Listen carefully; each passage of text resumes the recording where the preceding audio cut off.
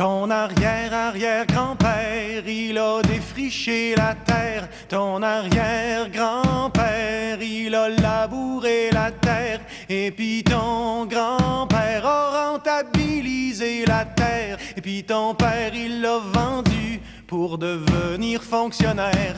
Et puis toi, mon petit gars, tu sais plus ce que tu vas faire dans ton petit 3,5, ben trop cher, fret en hiver. Il te vient des envies de devenir propriétaire et tu rêves la nuit d'avoir ton petit lopin de terre.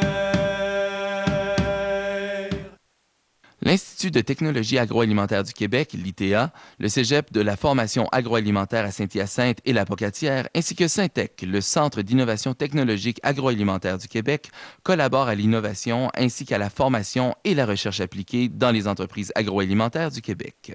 Ils sont un partenaire de choix du magazine Beau Temps, Mauvais Temps. Mesdames et messieurs, bienvenue à nouveau. Cette semaine à notre chronique, j'ai l'honneur de vous présenter le directeur des communications des marchés publics de Montréal, M. Jean Gagnon-Doré. Bonjour, M. Doré. Bonjour, Julie. Comment allez-vous? Très bien, merci. Vous? Très bien, merci. Alors, pouvez-vous nous parler un peu plus c'est quoi les objectifs de la Corporation des marchés publics de Montréal? Et c'est quoi la différence, disons, avec Marché public de Montréal? Est-ce que c'est nouveau, une nouvelle appellation? En fait, la Corporation de gestion des marchés publics de Montréal existe depuis une quinzaine d'années. C'est un organisme qui est né pour un peu assurer une coordination entre les marchés publics à Montréal. Comme vous le savez peut-être, il y a 4 marchés publics qui font partie de la Corporation. Il peut y avoir d'autres marchés qui ne sont pas forcément des marchés publics, mais qui certainement ne font pas partie de la Corporation. Il y a 4 marchés principaux. Ce sont les plus connus, ceux qu'on connaît le plus, le marché Jean Talon, le marché Atwater, le marché Maisonneuve, chacun dans son quartier, là, oui. Et le marché de la Chine. Alors, ils ne font pas partie. Ils font partie de la corporation, ces marchés-là. Les autres, je dis, il y en a d'autres marchés publics qui ne font pas forcément partie de la corporation. Mais ces 4-là en font partie. Ils sont les locomotives, les principaux. Il y a le marché sur la rue Amherst, le marché Saint-Jacques, qui est aussi un marché connu, qui est assez gros, mais qui est considéré comme un marché de quartier. Puis il y a aussi des marchés de quartier, on en a 15, des marchés de quartier et aux fleurs. On pense, par exemple, dans les stations de métro, quand on sort du métro Mont-Royal, il y a un petit marché, là. Mais ça fait partie de la Corporation de gestion des marchés publics aussi. C'est le marché Mont-Royal. Il y en a un pour ceux qui sont familiers avec Côte-des-Neiges, à l'angle de Jean-Briand. Il y a un petit marché là aussi. Et ça, c'est un marché de quartier aussi. Dans le Vieux-Montréal, il y a des marchés aux fleurs, dans la place Jacques-Cartier, au Square Victoria, dans le Square Philippe. Ce sont des petits marchés aux fleurs qu'on appelle. Et tout ça, là, marché de quartier et aux fleurs, il y en a 15. Puis les 4 marchés publics. Ça regroupe, là, je vous allez me poser la question, ça regroupe 250 membres. C'est 250 quand même membres. Un gros noyau de personnes. OK. Puis les objectifs de la corporation en soi, c'est quoi? Bien, la corporation, un peu, sa mission, si on peut dire, c'est d'amener en ville, dans le milieu urbain qu'est Montréal, d'amener la production agroalimentaire de ses producteurs, de ses membres, qui se fait, bien sûr, on le devine, là, dans les régions avoisinantes de Montréal, là, qui ne sont pas produites ici pour la plupart, mais sur la rive nord, sur la rive sud. En tout cas, durant la saison, à partir du moment de l'été, là, dès qu'on s'approche un petit peu du beau temps, là, on est dans la production locale à 100 % je dirais. Sauf les bananes, ça pousse pas encore au Québec. Malheureusement. Mais en général, de façon générale, la majeure partie des produits qu'on offre dans les marchés publics sont des produits locaux de nos producteurs qui sont membres et qui amènent, à partir de leur champ, qui vont travailler dans leur champ en périphérie de Montréal, dans la grande région montréalaise, qui vont amener au marché, là où ils sont localisés, leur production dans les champs, tout ça. Il y a des commerçants et des boutiquiers aussi, des gens qui, donc, ont des produits transformés, qu'on appelle. Eux aussi sont très souvent basés sur de la production locale, qu'ils transforment et qu'ils offrent à ce moment-là à la clientèle des marchés, là, dans des boutiques qu'on retrouve à Jean Talon, qu'on trouve à Atwater aussi. Plusieurs sont plutôt bien connus dans le réseau là, montréalais. Vous, est-ce que vous seriez en mesure de nous dire, est-ce que les marchés publics, ça fait longtemps que ça existe? Le premier, disons, marché public à Montréal, Il y a plusieurs dates autour de ça. Ouais. C'est un peu équivoque parce que, par exemple, le marché de la Chine, qui est un de nos membres, et c'est le plus jeune dans la corporation, il y a 2 ans, la corporation, lui, il serait né en 1830, 1840. Or, ce que je disais dernièrement dans sa présentation, parce qu'on fait un gros dossier sur le marché de la Chine présentement, là, dans une petite présentation historique, là où il est, sur la rue Notre-Dame, au coin de la 18e avenue dans la Chine, il est là depuis 100 ans bientôt. Il est là depuis 1909. Mais bon, il y a eu ses hauts, ses bas, il a cessé, il a repris. Là, on vient de le relancer dans l'arrondissement de la Chine.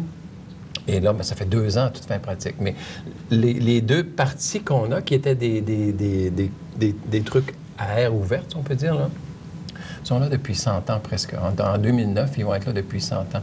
Jean Talon, Atwater, ça l'a à peu près 75 ans. On se prépare à souligner les 75e de ces deux marchés-là, qui ne sont pas nés en même temps, mais qui sont nés dans des périodes de travaux publics importantes, des périodes où il n'y avait pas beaucoup d'emplois. Et pour régénérer l'emploi dans des villes comme Montréal, j'entendais une historienne faire ce récit-là dernièrement, pour régénérer l'emploi, on engageait des gens dans des travaux publics importants. Et les marchés publics sont nés à cette époque-là. Ça explique ces structures immenses. Atwater, ça coûterait cher aujourd'hui construire un marché comme ça. Même Jean Talon qui est rendu, on l'a vu, on a fait des travaux. C'est des choses c'est des infrastructures d'une ville qui sont importantes. Oui, en effet. Qui coûtent cher. Oui, qui coûtent cher, mais qui sont tellement agréables. Pouvez-vous justement nous parler de l'expérience des marchés? Pourquoi aller dans un marché versus aller ailleurs? Surtout en saison, là. Bon, on ne peut pas aller ailleurs. On ne peut pas. Non, pourquoi aller dans le marché? Vous l'avez dit, je pense qu'il y a un mot-clé là-dedans, c'est le mot expérience. Je pense qu'aujourd'hui, dans toute l'offre des choses qu'on peut consommer, qu'on peut manger, dans la bouffe, tout ça, c'est pas l'offre qui manque. Hein? On a beaucoup de produits, on a des produits en conserve, on a un peu toutes sortes de choses, des boutiquiers, des traiteurs, un peu toutes sortes de choses qui peuvent répondre à nos besoins en alimentation. Il y a des chaînes de magasins aussi. Par contre, pourquoi on vient dans les marchés? Parce que l'expérience est unique. On se retrouve dans un endroit où on est en contact direct avec des producteurs, avec des gens qui peuvent nous expliquer la provenance de leurs produits, ce qu'on appelle la traçabilité. Hein, aujourd'hui, c'est une thématique qui est importante. Bon, dans le cas des légumes, c'est peut-être pas nécessaire tout le temps, mais dans l'ensemble des produits, la plupart du temps, quand vous allez parler à quelqu'un au marché Jean Talon ou au marché Atwater ou dans un de nos marchés, il va pouvoir vous dire d'où vient son produit et où il était la veille, peut-être même dans son champ, puis qu'il a été cueilli, amené au marché et qu'on peut le consommer aujourd'hui. Donc, c'est une expérience unique. Mais ça génère aussi tout un attrait parce que vous savez que Montréal est une ville cosmopolite, on y retrouve beaucoup de cultures et les gens de différentes cultures, je pense, ont pris l'habitude d'aller dans le marché, peut-être plus à certains moments que les Québécois parce que c'est pas tant que ça une habitude importante. C'est une habitude, c'est une tradition, les marchés là, au Québec, mais pas si importante que pour certains pays européens. Alors, on retrouve un beau mix de personnes aussi qui viennent y chercher leurs produits. Alors, ce qui pousse les producteurs très souvent à amener des variétés de tomates qu'on ne trouverait pas, mais que les citadins aiment bien avoir et dont on profite maintenant. Un peu toutes sortes de produits comme ça. Beaucoup de producteurs ont l'oreille attentive quand on leur parle de ces choses-là et l'année d'après ou 2 ans plus tard vont commencer à proposer à leur clientèle des choses qui leur ont été demandées parce qu'un client voulait connaître ce produit-là, l'utiliser dans son pays à l'origine ou quoi que ce soit. Ça, la dimension expérience, là, vous l'avez dit tout à l'heure, c'est un mot-clé. Dans l'ensemble des marchés, là, c'est un méchant trip aller dans un marché. C'est varié. Donc, c'est beaucoup plus que faire son épicerie. C'est vraiment une activité en soi. Moi, je pense que oui. Souvent, je dis aux gens, moi, quand on a l'occasion d'en parler, si vous allez au marché, assurez-vous que vous avez un peu de temps parce que vous allez faire vos achats, puis en même temps, vous allez croiser un peu toutes sortes de choses. On fait des fêtes dans les marchés publics aussi. Chaque année, on a 6 fêtes principales qui sont rattachées aux arrivages, aux arrivages, bien sûr, en ville, quand les producteurs, par exemple, sont prêts. La première, c'est au moment de Pâques et de l'arrivage principal, à ce moment-là, c'est le sirop d'érable. On vient de sortir de la période où on est en plein dedans. Après ça, on va dans les fleurs. C'est autour de la fête des mères. Les arrivages de fleurs s'en viennent, débarquent. Là, les marchés ont l'air d'immenses jardins. C'est absolument charmant. Les gens viennent chercher leurs fleurs pour les planter puis se faire des beaux parterres. Après ça, les fleurs, c'est les fraises. Les fraises, c'est une tradition au Québec. À la fin juin, ma mère était une consommatrice de fraises, puis c'était les fraises de la Nouvelle-Orléans. Maintenant, c'est les fraises d'un peu partout au Québec.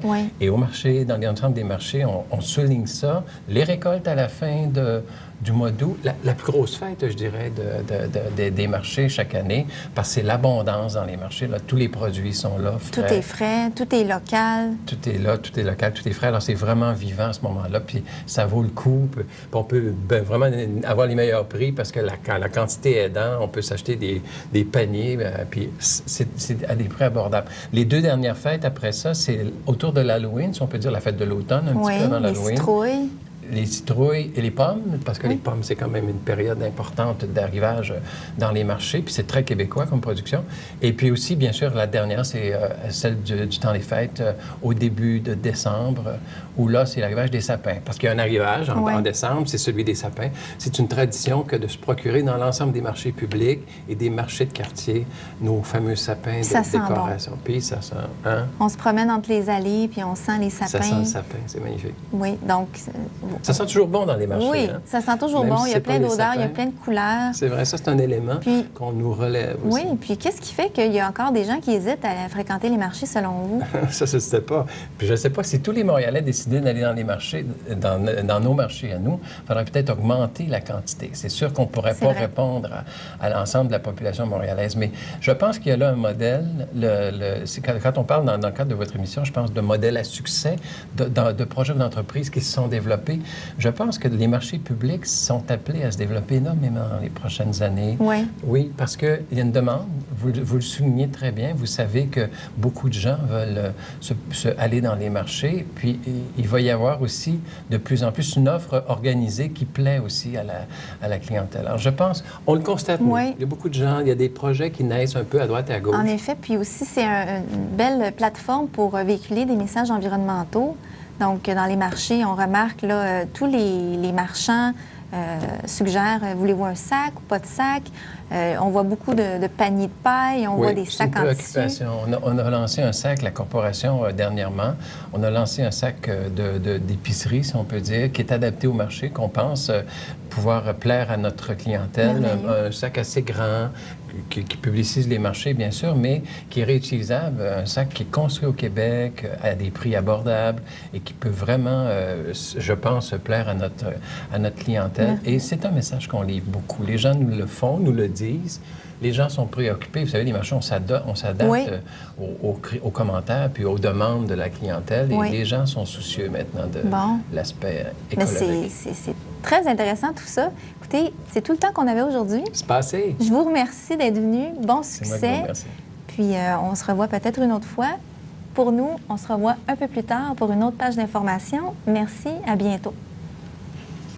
Beau temps, mauvais temps et le magazine agricole Producteur Plus s'associent pour présenter cette émission sur les défis et les enjeux en agroalimentaire.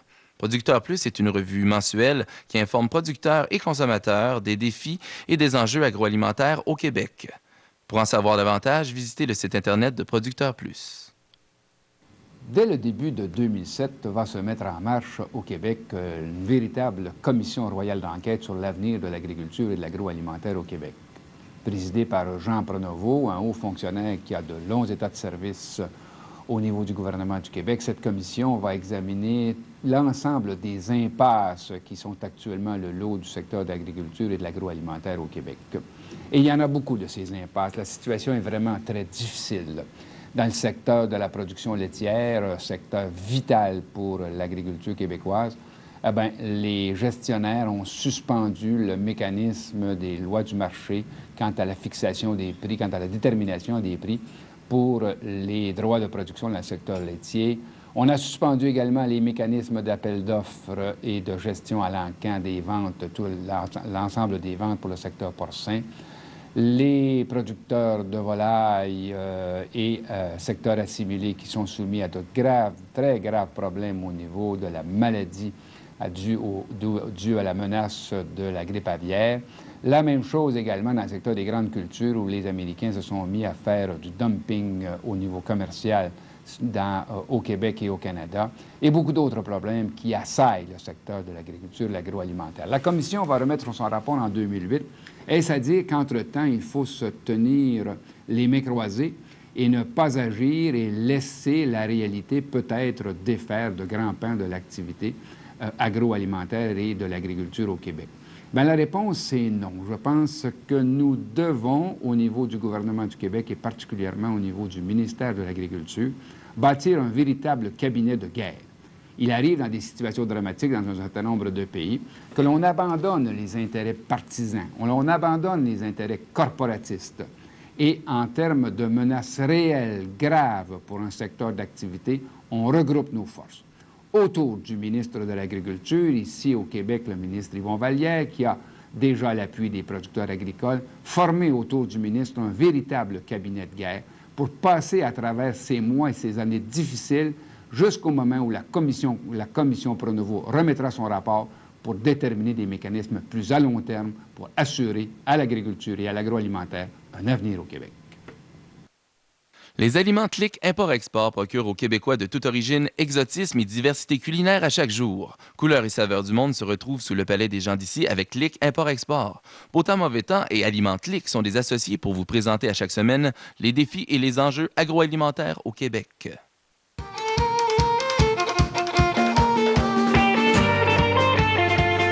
Mesdames et messieurs, bienvenue à nouveau. Aujourd'hui, à notre chronique, j'ai l'honneur d'accueillir Mme Marie-Ève Roy, aux communications de Équiterre. Bonjour, Mme Roy. Bonjour. Comment allez-vous? Super bien, merci. Merveilleux. Alors, pouvez-vous nous indiquer qu'est-ce qu'Équiterre? Équiterre, c'est un organisme à but non lucratif qui fait la promotion de choix individuels, mais aussi de choix collectifs qui sont à la fois écologiques et socialement équitables. D'accord. Donc, on travaille dans 4 champs d'action principaux. On parle d'agriculture biologique, de commerce équitable. On travaille en efficacité énergétique et en transport écologique. Donc, on allie environnement et justice sociale ici puis ailleurs à travers le monde. Ah, bien intéressant. Quand on parle de choix individuels, par exemple? Tous nos choix de consommation. Oui. Du lever le matin jusqu'au coucher le soir, tous les choix qu'on fait dans la vie peuvent être orientés en fonction de nos valeurs, qu'on pense au café qu'on boit le matin, au lait qu'on met dans notre café, aux céréales qu'on mange, aux moyens de transport qu'on utilise pour se rendre au travail. C'est tous des choix individuels qu'on peut faire en fonction de différents critères. Puis nous, ce dont on invite les gens à tenir compte de valeurs dans leur choix, pas juste de prix ou d'autres facteurs traditionnels oui. comme ça. OK. Et est-ce qu'il y a des guides qui peuvent aider les gens, disons, à dire, admettons, moi, j'aimerais ça devenir une personne plus équitable, plus socialement impliquée. Mm-hmm. Est-ce qu'il y a des idées qui sont véhiculées par l'organisme? Ben oui, ben c'est sûr que le